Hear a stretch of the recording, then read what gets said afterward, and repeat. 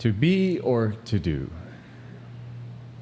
A lot of us spend a good portion of our times talking about what we're going to do and who we're going to be, dreaming, fantasizing, getting everybody else in line with our goals, and telling people this is the vision that I have and this is who I'm going to become. But we do all this without doing the work. We talk about it rather than doing it. So do you want to be something in words, or do you want to actually become that person? Do you want to actually tangibly have the money that you say you're going to have? Do you actually want to have the diplomas that you want to have? Do you actually want to have the business that you truly own so that when you check your bank account, there's money in there? You're not just only on paper business with your LLC registered, and wherever you go, people know who you are and what you do. So you can either be it or you can do it.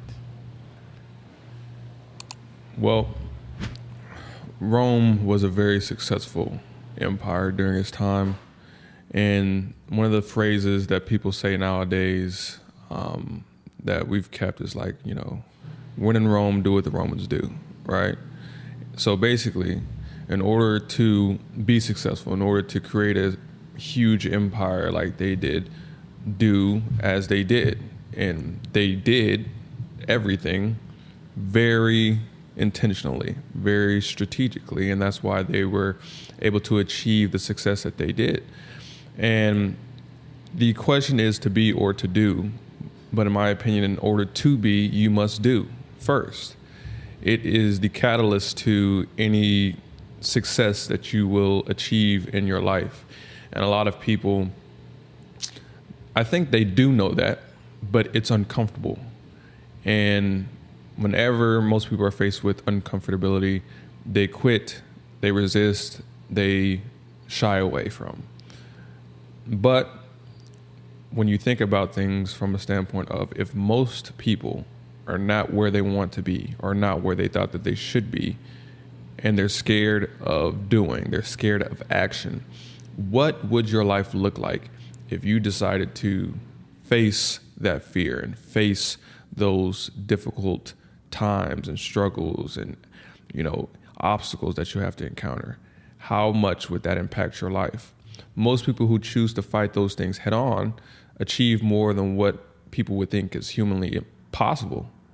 And one of the people that do this more than anybody, in my opinion, these days is probably, and that's crazy, I just fucking lost my fucking mind, train of thought. But running guy, bald, Rome. No. He's Running guy, bald. David Goggins. Yes, there you go. Thank you. But yes, David Goggins. It's like there's a lot of bald guys out there. But David Goggins. So all the obstacles and all the, things that people would normally shy away from, he decided to tackle those head on. And he's able to be the person that he is today and have the fame and acclaim and stardom that he has today because he decided to do those things. He didn't decide to shy away from those things. So whenever you do the hard work, that's when you're able to work your way towards being who you want to be. And for us, that has been huge because you put your head down and you work for such a long period of time, and then you work so hard to wake up one day, and then things are starting to come to you naturally. It was a point early on, all of you probably will have to face this whenever you get to, starting your own business, but everything that you do is going to be you going somewhere or you doing something in order to see any type of return. Things aren't just going to come to you. But what's funny is the more that you work, the more that you do, once you progress in time, those things that you normally would have to work so hard to do become easier, and they might even start coming to you. So say finding people to want to buy your product. It used to be where we have to go places and do things all the time in order for people to want to buy. And we have to put on some elaborate sales pitch. We have to do X, Y, Z in order for that to happen. But now we've done it so much that people have seen us so much. Our name has become so, resounding in the community that we're in, to the point to where people see us and they're like, yo, oh, that's Jose in Austin. I have to fucking get some fucking shit now. There's no fucking choice. I don't even need to hear what you guys said. I tried your shit already. Someone gave it to me. Right. I saw, your post on social media. Yeah, I want to buy 5. Things that we would normally have to work so hard for before now are, I don't want to say given to us, but they're flowing and they're coming to us as opposed to us going to them. So as you progress and as you do the work, being the person that you intend on being or wanting to be becomes easier along the way, because the work that you've laid and the pain that you've encountered throughout the process of becoming who you want to become. As we say, less talk, more action. Right.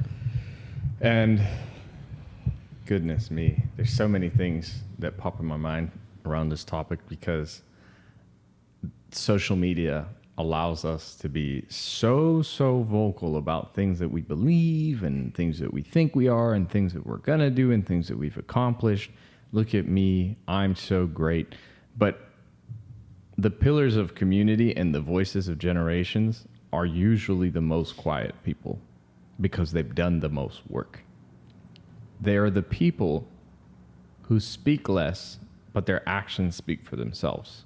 They're people who spent all the time working, understanding, growing, acting in the shadows or in the dark, in the lonesome, to the point where when they are around or when they speak, it is known. Now, there's a story, right? Upton Sinclair's campaign for 1934 governor of California. Upton Sinclair was already, we'll say, sort of a contrary candidate that you wouldn't expect to win the governor's race. Now, he actually published a book in an effort to inspire himself to succeed, and it was titled Governor of California and How I Ended Poverty. It was an elaborate detail and scheme for how he was going to accomplish poverty or ending poverty in California when he became governor after he won the governorship. However, interestingly enough, after he published this book, all of his motivation was gone, and it almost appeared from an outside perspective, as his friends discussed it, that he was not interested any longer in becoming the governor. Now, it's hypothesized that the reason behind that is because he felt as if he already had achieved his goal. He talked about his success so vocally and presented it to an nth amount of people in an audience, to the point where his brain perceived that as he had succeeded. He had already played through the entire dream and seen it to its fruition, to the point where he was able to recount it, write it, and publish it. Now, you might say, Jose, does this mean that you're not allowed to dream, or that you're not allowed to speak about your dreams? No. However, you should still dream, but you should be mindful who you express it to and how far you go with your expression of the dreams. Yes, you can imagine yourself driving in your Ferrari, doing XYZ, boom, boom, but if you spread it to the entire world, you rent a Ferrari and then you've already driven it, then why are you going to want to buy one? Some people are different. Some people will be just fine. But the way the human psyche is designed is, if you talk about something, you're going to feel as if you've already accomplished it. So guard your thoughts, guard your wishes, guard your goals, and only share them with people who you can dream with. Because if you share them with people who are going to tear them down, that's going to work against you. If you share them with people who are just going to continue sharing them with everybody else, then you're going to feel like you're already rich and successful. Oh yeah, they're going to start a business, they're going to do this, boom, boom, boom, boom. It spreads everywhere, and now everybody's just thinking about what you're going to do, all the greatness that you're going to achieve, but everybody's already talking about you, so now you don't even have to achieve it. Now, there's a lot of strategic things you can do from that. All of Robert Greene's 48 Laws of Power just popped in my head, but we're not going to go on that tangent. Just make sure that you don't talk too openly about your intentions and what you're really trying to do. Guard it and make it happen, because talk is cheap, but actions are expensive. There you go. Very expensive, very costly. So with that knowledge, you have to be very cognizant of what actions you choose to do. Because if you choose to do the wrong actions and choose to do the wrong things, it could literally cost you your life in instances. And people don't understand that about how delicate this thing called life is, and they choose to do things like attend a concert instead of chasing their dreams, and then they wonder why they're not at the places they would like to be at. It's because you chose to do something that wasn't in congruence with the person that you said that you want to be. So when that happens and when you do that, those things are always going to misalign, because who you want to be, in my opinion, who you are and who you want to be is nothing more than the result of a conglomeration of consistent action over time. So if you're wanting to be a successful entrepreneur, a successful businessman, you really have to understand the things that you are going to have to do on a daily basis to make you that person.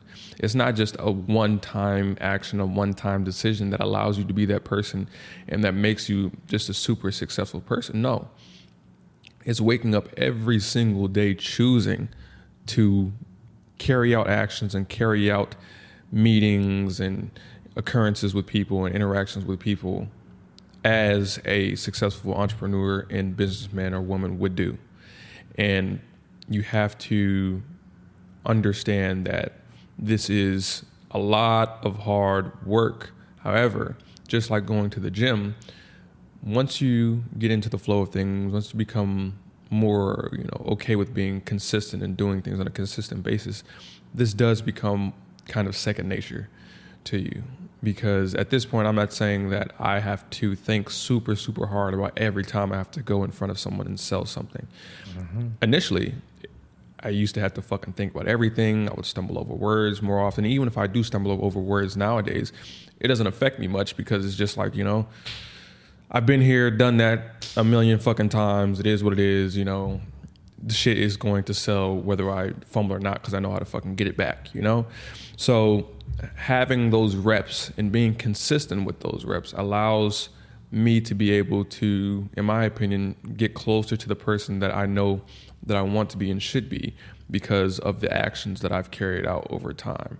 And if you're not where you want to be in life, take a step back and really look at the actions and the things that you're doing on a daily basis. When you have some free time, are you actually looking into learning more about the things that you say that you want to do or you want to learn, or are you scrolling on Instagram? If you're looking to accomplish something, start a new product, are you really looking into just the supply chain behind that, or are you talking to your friends and gossiping about some shit? Are you getting the money that you need for this business somehow, some way? Do you have a job that's steadily bringing you some cash in order to allow you to live, one, then also allow you to have some excess to be able to do what you want? If you don't have that and you're fucking playing video games instead of that, then look at what you're doing and understand that you have to make those changes in those places in order to start seeing some type of result. Now, I'm not going to say that you changing one thing is going to make your whole life entirely better. It's normally a lot of things that you're going to have to change in your life that you're really going to have to be kind of accountable for and say, hey, I need to improve in this, whether it's how you dress, whether it's how you take care of yourself, how you treat people, the money that you make. You're going to have to change almost every aspect about your life in order to start seeing results, and it's going to take some time still. However, when you do this on a consistent basis, you change these actions, you change the things that you do consistently, you will for sure be 1 step, 2 steps, 3 steps, however many steps closer to the person that you want to be. Take the actions, as Austin says, take the steps. In the time of saying an entire paragraph, you could have taken 4 or 5 steps. But in reality, who's going to want to take the actions when it's easier to talk? We're in a society where people want to take the easy way out, and it's easier to talk than it is to act. And you got to ask yourself, what's the return on talk? Nothing. But the return on action is 4-fold, 5-fold, 6-fold, you name it. That's why it's so difficult to start, because it's easier to talk, and we procrastinate in actually getting to where we need to get to by talking as opposed to acting. And it feels like we're actually doing something when we're doing nothing. If we can sit there and post day in the lives of entrepreneurs and this and that, that does not drive sales. It doesn't drive sales for your business, unless your business is something that helps the day in the life of entrepreneurs. But even then, how about you go out there and build the sales pipeline and then run the sales pipeline and get the machine up and running so that you can continue doing your day in the life of an entrepreneur bullshit and make money off of that while your business is running. But I digress. The AM Club Podcast. Signing out.